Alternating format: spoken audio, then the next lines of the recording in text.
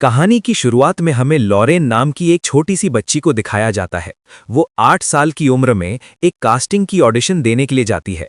कोई शो चल रहा होता है और उस शो में बच्चे की जरूरत थी। लॉरेन की माँ भी चाहती थी कि उसकी बेटी एक एक्ट्रेस बने।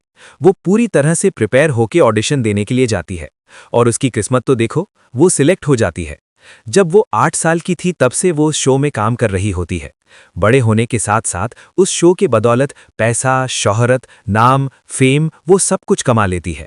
लॉरेन अपने कुत्ते, जिसका नाम जॉर्ज है, उसके साथ उस बंगले पर पहुंचती है। उसे लगता है कि आखिरकार दुनिया की नजरों से दूर उसे एक सुरक्षित ठिकाना मिल गया है। लेकिन जिस बंगले को वो अपना सुरक्षा कवच मान रही थी, वहां पहले से ही हिडन कैमरे लगे हुए थे। ओहो। उस बंगले का केयरटेकर मार्कस अपने फोन पर उन कैमरों के जरिए लॉरेन को लाइव देख रहा है। और विडंबना देखिए, मार्कस उसी टीवी शो का बहुत बड़ा फैन है जिसमें लॉरेन काम करती है। ये बात सोचने पर मजबूर करती है कि एक सेलिब्रिटी के लिए प्राइवेट स्पेस का आखिर क्या मतलब रह जाता है, जब उसके आसपास के लोग ही उसकी निगरानी कर रहे हो। मैं बता रही थी ना कि ये आज के समाज की एक बहुत ही गंभीर बीमारी की तरफ इशारा करता है। मनोविज्ञान में इसे वॉयरिज्म कहते हैं। मतलब दूसरों की निजी जिंदगी में छुपकर झांकने की आदत। एग्जैक्टली। मार्कस कोई पेशेवर अपराधी नहीं है, वो बस एक फैन है। लेकिन आधुनिक समाज में फैंस के अंदर एक अजीब सा एक तरफा अधिकार या पैरासोशल एंटाइटलमेंट पैदा हो गया है। उन्हें लगता है कि उनका हक है उस पर। हाँ, उन्हें लगता है कि चूंकि वे उस सितारे को टीवी पर देखते हैं, उसे पसंद करते हैं, तो असल जिंदगी में भी उनका उस सितारे की निजता पर पूरा हक है। मार्कस को यह महसूस ही नहीं होता कि वो कुछ गलत या भयानक कर रहा है। बिल्कुल नहीं। वो तो बस अपनी पसंदीदा एक्ट्रेस को देख रहा है। शोहरत का पिंजरा इंसान के साथ साथ चलता है, चाहे वो जंगल के कितने ही गहरे अंधेरे में क्यों ना छुप जाए। लेकिन खतरा सिर्फ इस अदृश्य पिंजरे का नहीं था। प्राइवेसी के हनन से ज्यादा भयानक चीज तब होती है जब कोई अपना ही पीठ में छुरा घोंपते।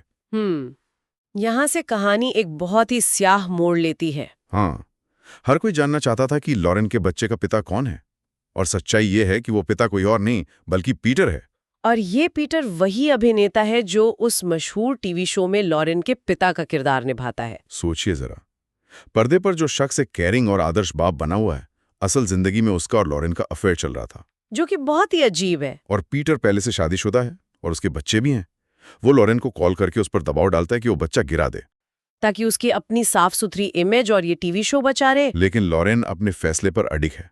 वो उस बच्चे को जन्म देना चाहती है। और यहीं पर पीटर के चरित्र का असली और भयानक रूप सामने आता है। हाँ, वो क्या करता है? जब उसे लगता है कि उसकी बात नहीं मानी जा रही है, तो वो क्रॉफ्ट नाम के एक पेशेवर सुपारी किलर यानी हिटमैन को हायर कर लेता है, बाप रे। अपने ही बच्चे की मां को मारने के लिए। हाँ, योजना ये बनती है कि क्रॉफ्ट उस बंगले में जाएगा और लॉरेन को इस तरह से मारेगा कि पूरी दुनिया को लगे जैसे उसने बहुत ज्यादा शराब या ड्रग्स के नशे में आत्महत्या कर ली हो। एक फेक सुसाइड। बिल्कुल। मनोविज्ञान के नजरिए से देखें तो ये खुद को बचाने की मूल प्रवृत्ति यानी सेल्फ प्रिजर्वेशन का सबसे विकृत रूप है। लेकिन क्या ये सच में सिर्फ खुद को बचाने की प्रवृत्ति है? मुझे इस बात से थोड़ी असहमति है। अच्छा। हाँ, मतलब ये सिर्फ अपने करियर को बचाने की बात नहीं लगती। ये सीधा सीधा अहंकार और दूसरे इंसान पर नियंत्रण की भूख है। वो भी है। जो शख्स टीवी पर लाखों लोगों के सामने एक आदर्श पिता का नाटक कर रहा है, वो अपनी असल जिंदगी में अपनी ही प्रेमिका और अपने ही अजन्मे बच्चे को मरवाने के लिए तैयार है। ये सिर्फ डर नहीं हो सकता। ये नजरिया बहुत ही सटीक है और इसे इसी तरह समझा जाना चाहिए। हाँ, कैसे मतलब? जब इंसान एक झूठी पहचान और एक नकली सामाजिक प्रतिष्ठा के सहारे अपनी पूरी दुनिया खड़ी कर लेता है ना, तो उस झूठ को बचाने के लिए उसका अहंकार किसी भी हद तक जा सकता है। हाँ, ये बात तो है। पीटर के लिए यह सिर्फ एक नौकरी खोने का सवाल नहीं था। अगर सच बाहर आता तो वो आदर्श पिता की जो छवि उसने गढ़ी थी वो पूरी तरह टूट जाती। उसका पूरा अस्तित्व ही खत्म हो जाता। एग्जैक्टली।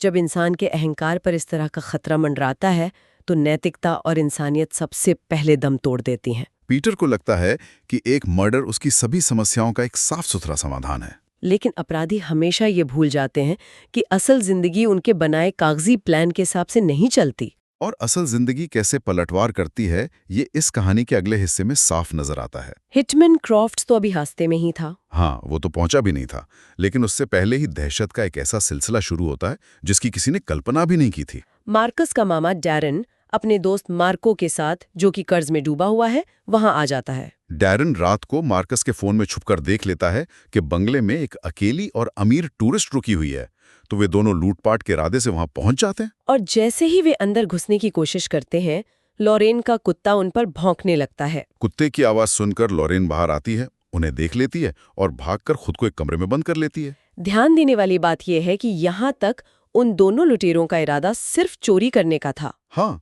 वे किसी को नुकसान नहीं पहुंचाना चाहते थे। एकदम सही।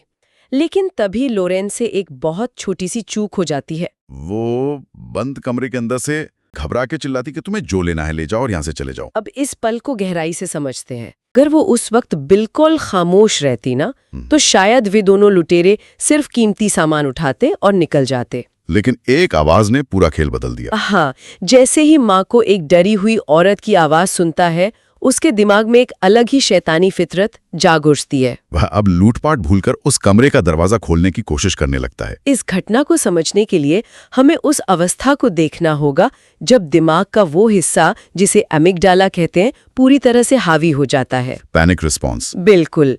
डर के उस चरम माहौल में जब दिमाग की सोचने, समझने और तर्क करने की क्षमता सुन पड़ जाती है, तो इंसान बहुत ही आवेगी और तर्कहीन गलतियां कर बैठता है। लोरेन का चिल्लाना एक स्वाभाविक प्रतिक्रिया थी, लेकिन उसी एक प्रतिक्रिया ने हालात को बद से बदतर कर दिया। डोमिनो इफेक्ट शुरू हो गया। और उस एक आवाज ने पूरा खेल इस कदर पलटा कि वहां मौत का तांडव शुरू हो गया। उसी वक्त मार्कस वहां आ जाता है और उन दोनों को रोकने की कोशिश करता है।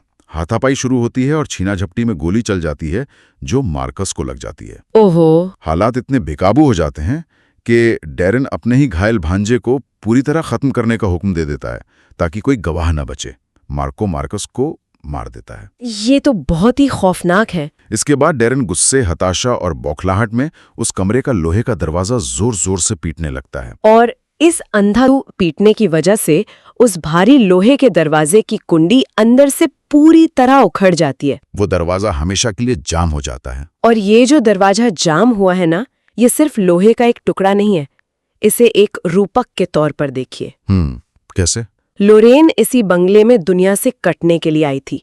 वो चाहती थी कि कोई उस तक न पहुंच सके, और अब वो सचमुच पूरी दुनिया से कट चुकी है। जो एकांत उसने खुद अपने लिए चुना था, वही अब एक ऐसी कब्र बन गया है जिसमें वो जिंदा दफन हो गई है। ये एक बहुत ही भयावह स्थिति है। जो चीज उसे सुकून देने वाली थी, वही उसकी सबसे बड़ी सजा बन गई है। यहां से कहानी के दो अलग अलग मोर्चे खुल जाते हैं। एक तरफ लोरेन उस बंद कमरे के अंदर जिंदा बचने की जिद्दोजहद कर रही है। वो लोहे की रॉड से दीवार तोड़ने की कोशिश करती है और गलती से पानी की पाइप टूट जाती है, जिससे कमरे में तेजी से पानी भरने लगता है। और दूसरी तरफ बाहर वे दोनों अपराधी अपनी ही की हुई गलतियों पर पर्दा डालने की नाकाम कोशिश कर रहे हैं। डैरेन और मार्को खून साफ करने की कोशिश करते हैं। इस दौरान लोरेन के अभिनेत्री होने का एक बहुत ही अनोखा पहलू सामने आता है। वो अंदर से उन अपराधियों को एक कहानी, एक स्क्रिप्ट सुनाती है। वो कहती है कि तुम लोग मुझे बाहर निकाल दो, मैं पुलिस को ये मनगढ़ंत कहानी सुनाऊंगी कि मार्कस मुझ पर हमला करने आया था और उसी ने खुद को गोली मार ली। वो उन्हें यकीन दिलाना चाहती है कि वो उनका नाम नहीं लेगी। वो अपनी जान बचाने के लिए तुरंत एक कहानी गढ़ रही है, अपनी एक्टिंग स्किल्स का इस्तेमाल कर रही है। हाँ, लेकिन मुझे हमेशा ये हैरानी होती है कि क्या क्रिमिनल्स इतने सीधे होते हैं कि ऐसी बातों पर आसानी से यकीन कर लें? यहीं पर आम इंसान और एक अपराधी मानसिकता के बीच का फर्क साफ होता है। अपराधी कभी भी सीधे तौर पर यकीन नहीं करते। उनका दिमाग तो अलग ही चलता है। बिल्कुल। उनका दिमाग हमेशा एक गहरे अविश्वास और पैरानोया से भरा होता है। डैरेन और मार्को को लॉरेन पर बिल्कुल भरोसा नहीं होता। वे जानते हैं कि अगर ये लड़की जिंदा रही तो उनका जेल जाना तय है। इसी पैरानोया और घबराहट में मार्को एक ऐसी मूर्खतापूर्ण हरकत करता है जो केवल पैनिक की हालत में ही मुमकिन है।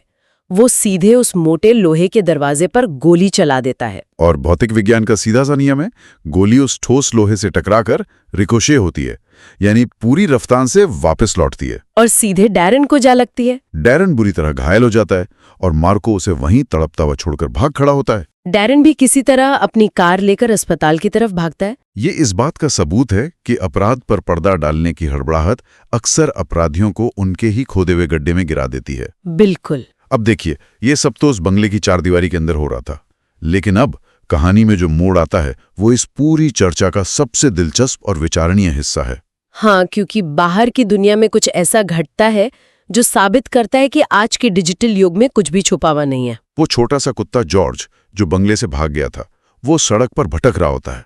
तभी लोरेटा नाम की एक महिला जो जानवरों को रेस्क्यू करने का काम करती है, उसे देख लेती है। वो जॉर्ज को बचाती है, अस्पताल ले जाती है और फिर वही करती है जो आज के दौर में एक आम इंसान करता है। वो जॉर्ज की एक प्यारी सी फोटो चर्चा का सबसे गहरा मनोवैज्ञानिक पहलू सामने आता है।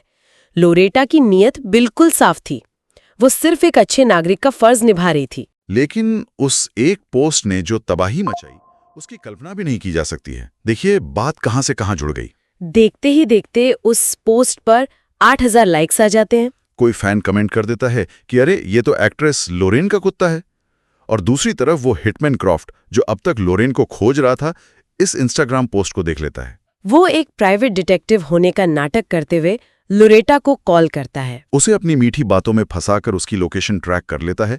वो अस्पताल पहुंचकर डॉक्टर को पैसे खिलाता है और ये भी पता लगा लेता है कि लोरेटा दोबारा कब वहां आने वाली है। ये कितनी भयानक विडंबना है। जिस सोशल मीडिया और जिस पब्लिक अटेंशन की वजह से लोरेन भाग रही थी, आज उसी तकनीक ने एक मासूम सी फोटो के जरिए उसके कातिलों को उस तक पहुंचने का सीधा रास्ता दे दिया। जांच के दौरान इन्हें मालूम चल जाता है कि लोरेन की इसमें कोई गलती नहीं थी, वो पूरी तरह से बेकसूर थी, इसलिए उसे छोड़ दिया जाता है।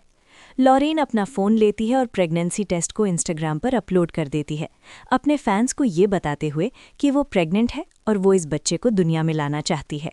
लोरेन को इसी बात से डर था और इसीलिए वो शुरू से भाग रही होती है, लेकिन अब उसका डर खत्म हो चुका था। वो खुश थी, पीटर का धंधा अच्छा चल रहा था, लेकिन पुलिस वाले उसे गिरफ्तार कर लेते हैं क्योंकि उसने लोरेन को मरवाने की कोशिश की थी। लोगों के सामने उसकी इज्जत की धज्जियां उड़ जाती हैं। तो इसी के साथ हम अपनी कहानी को ख़त्म करते हैं। कमेंट में बताओ कौन सा पार्ट होता इंटरेस्टिंग था और चैनल को सब्सक्राइब कर लेना। आपका अपना झटपट हॉलीवुड।